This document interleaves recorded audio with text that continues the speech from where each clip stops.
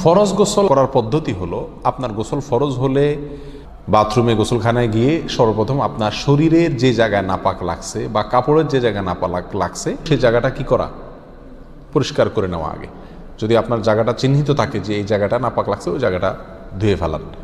এরপরে নামাজের জন্য যেভাবে আমি অজু করছি সেভাবে অজু করা। এরপরে অজু করা, হাতের কবজি ধোয়া, এরপরে কুলি করা, নাকে পানি দেওয়া, মুখ ধোয়া, হাতের কনুই পর্যন্ত ধোয়া, মাথা মাসা করা, এরকম অজু করা। অজু করার পরে এবার আপনি গোসল করেন। সেটা শাওয়ার দিয়ে আপনি মাথার উপরে পানি ঢেলে হোক আর আপনার মগ দিয়া হোক, যেভাবে হোক আপনি গোসল করেন।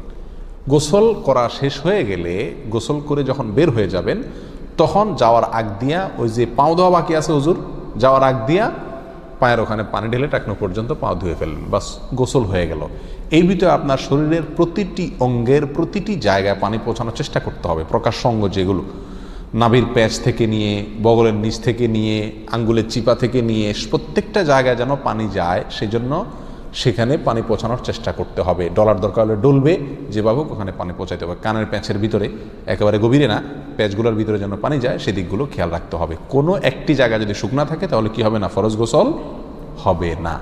অতএব পরিপূর্ণ শরীর যাতে ধোয়া হয় সেদিকটা খেয়াল রাখতে হবে। নেল পালিশ ইত্যাদি বা কোনো রং টং ইত্যাদির কারণে যদি কোনো আবরণ থাকে শরীরের উপরে, তাহলে সেগুলো সরা নিতে হবে, তা না হলে কি হবে না, ফরজ গোসল আদায় হবে না। কথা, প্রথমে শরীর এবং কাপড় থেকে নাপাকগুলো ধুয়ে নেব, এরপরে অজু করব পূর্ণাঙ্গভাবে, পাও ধোয়া বাদে, এরপরে গোসল করব। আর বের হওয়ার সময় দোনো পাও টাকনো পর্যন্ত ধুয়ে তারপর বের হয়ে যাব।